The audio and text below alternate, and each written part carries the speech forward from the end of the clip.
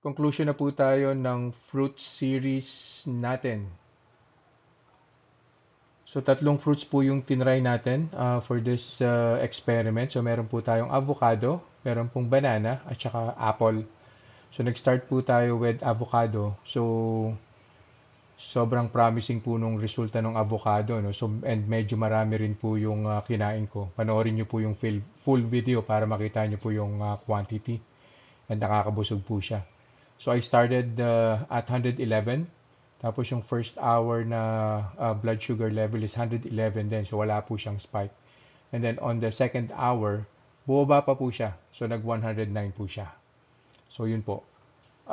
Next natin try natin is yung banana. So yung banana, as you can see there, no, 109 po yung start ng blood sugar.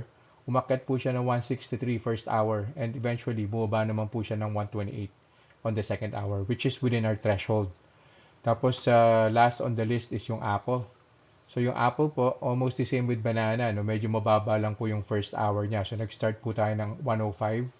Umakyat po ng 149 on the first hour. Tapos, yung final hour po niya or final blood sugar reading is 120. So, pag pinlat po natin yung blood spike po nung tatlong fruits na yan on the second hour, yung avocado po, as I've mentioned, wala po talagang blood spike. Nag-negative 2 pa po. So, ibig sabihin, bumaba pa po ng 2 units yung blood sugar level after eating. Yung banana naman po, plus 19. Yung apple naman po, plus 15. So, kung i-recommend ko po, highly recommended po yung avocado. So, wala pong po pwedeng maging problema sa avocado. So, kung gusto niyo po siyang gawing snacks, wala pong problema. Gawin niyo pong breakfast para hindi po kayo mag-rice or magtinapay sa umaga. Mas maganda po para kung magra-rice po kayo, lunch and dinner na lang po. Definitely yung between meals po natin, yung merienda, sobrang malaking tulong po siya para hindi po kayo magutom. Yung banana at saka apple, halos pareho lang po yung spike nila, no? Plus 19 and plus 15 on the second hour. Though within threshold naman po siya after 2 hours, no?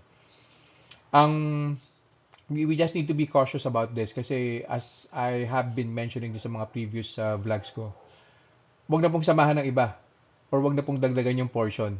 So again, yung banana po, one piece lang, yung apple, one piece din lang po. Wag nyo na pong gawing dalawa para mabusog po kayo. Or, wag nyo na pong samahan ng ibang pagkain. So kung yun lang po yung kakainin, yun lang po. Hindi ko po siya mai-recommenda for snacks kasi may spike po sa blood sugar eh.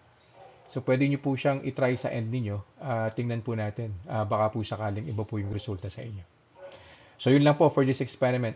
Thank you so much and God bless. Bye-bye.